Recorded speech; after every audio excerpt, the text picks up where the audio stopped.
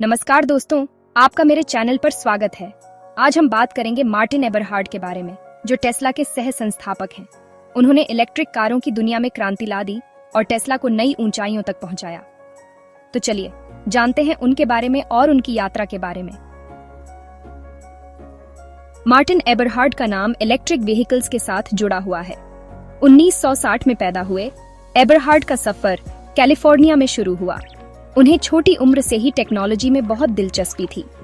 इसी जुनून ने उन्हें यूनिवर्सिटी ऑफ इलिनॉय में कंप्यूटर इंजीनियरिंग पढ़ने के लिए प्रेरित किया।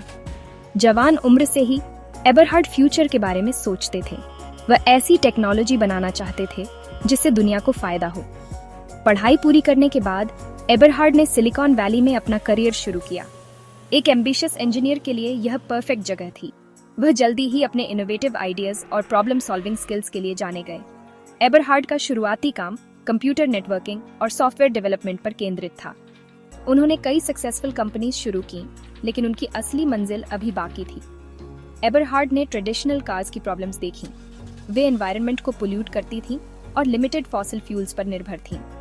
एबरहार्ड एक अलग फ्यूचर में विश्वास करते थे। वो इलेक्ट्रिसिटी से चलने वाली कार्स का सपना देखते थे। ये कार्स साइलेंट, क्लीन और एफिशिएंट होती।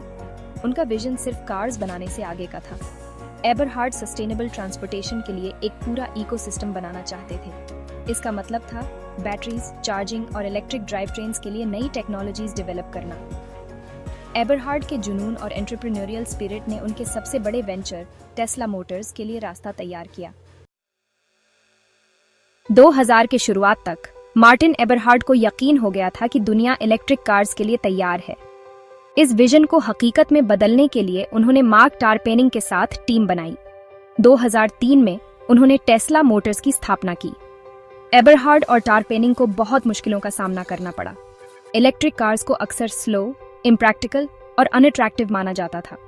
दोनों जानते थे कि उन्हें यह परसेप्शन बदलना होगा। उनका गोल एक ऐसी इलेक्ट्रिक कार बनाना था जो डिजायरेबल हो। एबरहार्ड का मानना था कि परफॉर्मेंस सबसे इंपॉर्टेंट है।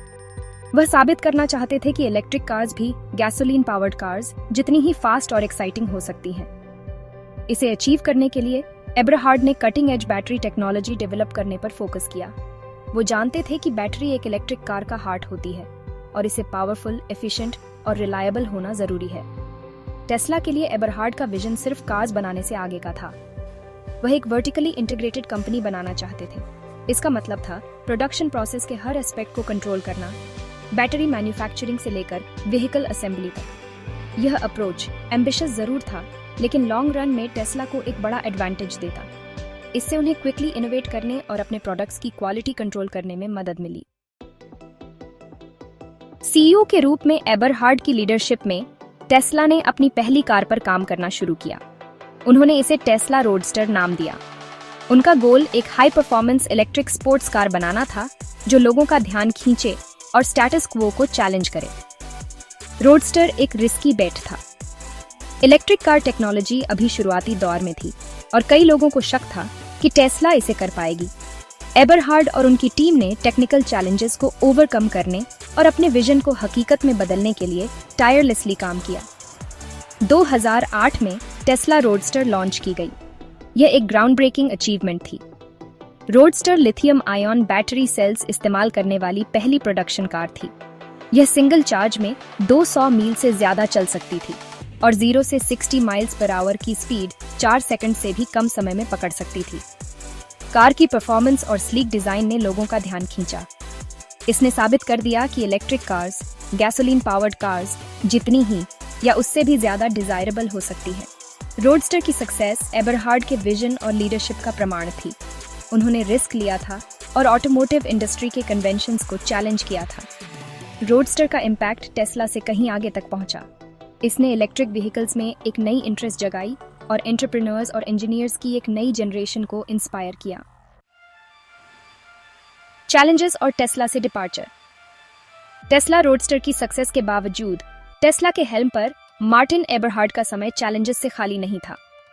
कंपनी को फाइनेंशियल डिफिकल्टीज और प्रोडक्शन डिलेज का सामना करना पड़ा।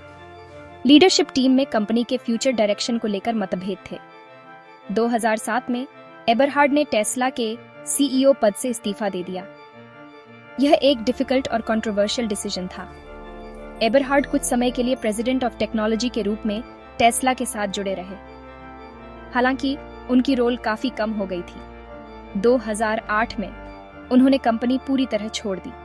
एबरहार्ड के टेस्ला छोड़ने के सर्कमस्टेंसेस कॉम्प्लेक्स हैं। इनमें इलोन मस्क, जो कंपनी के सीईओ बन गए थे, के साथ डिसएग्रीमेंट्स शामिल हैं। कंट्रोवर्सी के बावजूद इस बात से इनकार नहीं किया जा सकता है कि टेस्ला की शुरुआती सक्सेस में एबरहार्ड ने एक अहम भूमिका निभाई थी। वह कंपनी के विजन और ग्राउंड ब्रेकिंग टेस्ला रोडस्टर के डेवलपमेंट के पीछे ड्राइविंग फोर्स थे। टेस्ला से एबरहार्ड का जाना कंपनी के लिए एक एरा का अंत था, लेकिन सस्टेनेबल ट्रांसपोर्टेशन की दुनिया में उनके जर्नी का अंत नहीं था। टेस्ला के बाद की जिंदगी। टेस्ला छोड़ने के बाद मार्टिन एबरहार्ड इलेक्ट्रिक व्हीकल्स और सस्टेनेबल एनर्जी के लिए एक पैशनेट एडवोकेट बने रहे।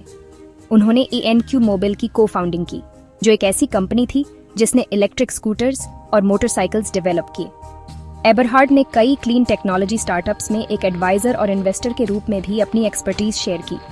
उन्होंने माना कि सस्टेनेबल ट्रांसपोर्टेशन में ट्रांजिशन के लिए एक मल्टीफेसेटेड अप्रोच की जरूरत होगी। उन्हें हमेशा यकीन रहा कि इलेक्ट्रिक व्हीकल्स ही फ्यूचर हैं और टेक्नोलॉजी अच्छाई के लिए एक पावरफुल फोर्स हो सकती है। मार्टिन एबरहार्ड की लेगेसी किसी एक कंपनी से कहीं आगे तक फैली हुई है। वह एक सच्चे पायोनियर थे, जिन्होंने आज हम जिस इलेक्ट्रिक व्हीकल रेवोल्यूशन को देख रहे हैं उसके लिए रास्ता बनाने में मदद की। इनोवेशन की पावर में उनकी अटूट बिलीफ, सस्टेनेबिलिटी के लिए उनकी कमिटमेंट के साथ मिलकर ऑटोमोटिव इंडस्ट्री पर एक अमिट छाप छोड़ गई है। अगर आपको हमारा वीडियो अच्छा लगे तो इसे लाइक जरूर करें, अपने दोस्तों के साथ शेयर करें और ऐसे ही और मजेदार वीडियो देखने के लिए हमारे चैनल को सब्सक्राइब करना न भूलें।